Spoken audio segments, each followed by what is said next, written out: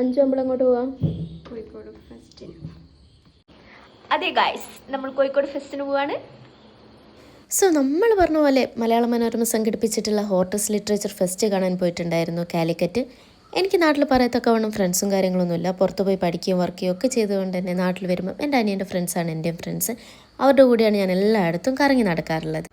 And നമ്മളവിടെ പോയപ്പം ഒരുപാട് ആർട്ട് വർക്കും പിക്ചേഴ്സും പെയിൻറ്റിങ്സും ഒക്കെ ഉണ്ടായിരുന്നു. നമ്മളൊക്കെ ജനിക്കുന്ന സമയത്ത് ദൈവം നമുക്കൊരു കഴിവ് തന്നിട്ടുണ്ടാവില്ലേ.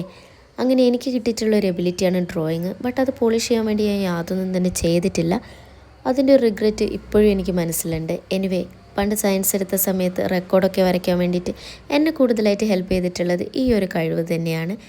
ഞാൻ അതിലൂടെ നടന്നു കണ്ട് ആ പെയിൻറ്റിങ്സും പിക്ചേഴ്സൊക്കെ ഒരുപാട് ആസ്വദിച്ചു. എനിക്ക് ഏറ്റവും ഇൻട്രസ്റ്റ് തോന്നിയ കാര്യം എന്താണെന്ന് വെച്ചാൽ, പണ്ട് മലയാള മനോരമ ന്യൂസ് പേപ്പറിൽ വന്നിട്ടുള്ള ഇമ്പോർട്ടൻറ്റ് ന്യൂസ് പേപ്പർ കട്ടിങ്സൊക്കെ അവർ പ്രദർശിപ്പിച്ചിട്ടുണ്ടായിരുന്നു. നമുക്ക് ഇൻഡിപെൻഡൻസ് കിട്ടുന്നതിന് മുൻപും അതിനുശേഷമുള്ള ഒരുപാട് ന്യൂസ് റിപ്പോർട്ട്സ് ഉണ്ടായിരുന്നു. പിന്നെ നമ്മുടെ നടൻ ജയൻ മരിച്ച സമയത്തുള്ള റിപ്പോർട്ട്സൊക്കെ ഉണ്ടായിരുന്നു.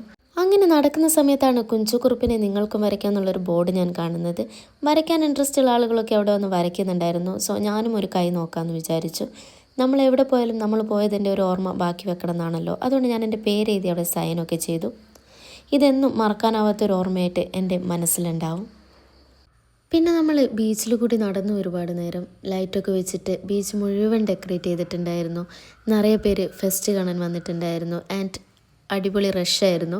നമ്മൾ അവിടുന്ന് സ്കീ ഐസ്ക്രീമൊക്കെ വാങ്ങി കഴിച്ചു. ഒരുപാട് ഫ്ലേവേഴ്സ് ഉണ്ടായിരുന്നു. ബട്ട് എനിക്ക് പേഴ്സണലി ഇഷ്ടം വാനിലയാണ്.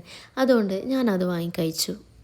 അവിടെ പോയതിൽ വെച്ച് എനിക്ക് ഏറ്റവും ഇഷ്ടപ്പെട്ടത് വയലിൻ വെച്ച് വായിച്ചിട്ടുള്ള ഈ ഒരുപാട് നല്ല മെലഡി സോങ്സാണ്. നമ്മൾ ഇമ്മേഴ്സ്ഡ് ആയിട്ട് അവിടെ ഇരുന്ന് പോകും. എല്ലാവർക്കും കിട്ടുന്നൊരു കഴിവല്ലല്ലോ പാട്ട് പാടാനും ഇൻസ്ട്രുമെൻറ്റ് വായിക്കാനൊക്കെ. അപ്പോൾ കിട്ടിയവരത് നല്ല രീതിയിൽ യൂസ് ചെയ്യുക, കിട്ടാത്തവരിങ്ങനെ കണ്ടും കേട്ടും ആസ്വദിക്കുക.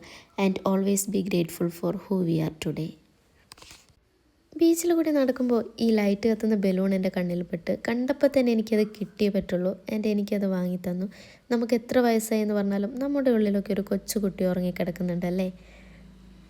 കോഴിക്കോട് ബീച്ചിൽ പോയാൽ ഒരിക്കലും മിസ് ചെയ്യാത്തതാണ് അവിടുത്തെ ഉപ്പിലിട്ടത്. ഉപ്പിലിട്ട മാങ്ങയും നെല്ലിക്കയും പേരയ്ക്കയും ഒക്കെ ഉണ്ടായിരുന്നു. ആൻഡ് അതിൻ്റെ കൂടെ ഐശ്വര്യത്തി ഉണ്ടായിരുന്നു. എനിക്ക് പേഴ്സണലി ഐശ്വര്യത്തി അത്ര ഇഷ്ടമല്ല. ഞാൻ 3 ഉപ്പിലിട്ട മാങ്ങ വാങ്ങിക്കഴിച്ചു. അവിടുത്തെ ഏട്ടന് നല്ല തിരക്കായിരുന്നു ഇന്ന് ഫെസ്റ്റ് ആയതുകൊണ്ട്. അതുകൊണ്ട് നമ്മൾ തന്നെയാണ് എല്ലാം എടുത്ത് കഴിച്ചത്.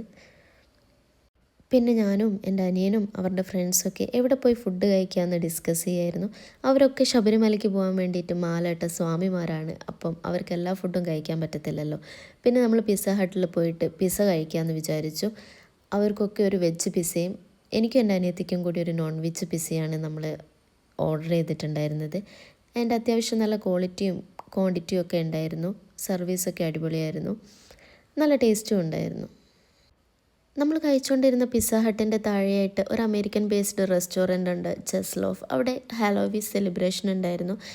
നല്ല റഷായിട്ട് നമുക്കതിൻ്റെ ഉള്ളിൽ കയറാൻ പറ്റിയില്ല. പുറത്തുനിന്ന് കുറച്ച് വീഡിയോസൊക്കെ എടുത്ത് നല്ല ഒരുപാട് മെമ്മറീസുമായിട്ട് ഞാനിതാ വീട്ടിലേക്ക് പോവാണ് ബലൂണും പിടിച്ചിട്ട്. And that's all. Bye bye.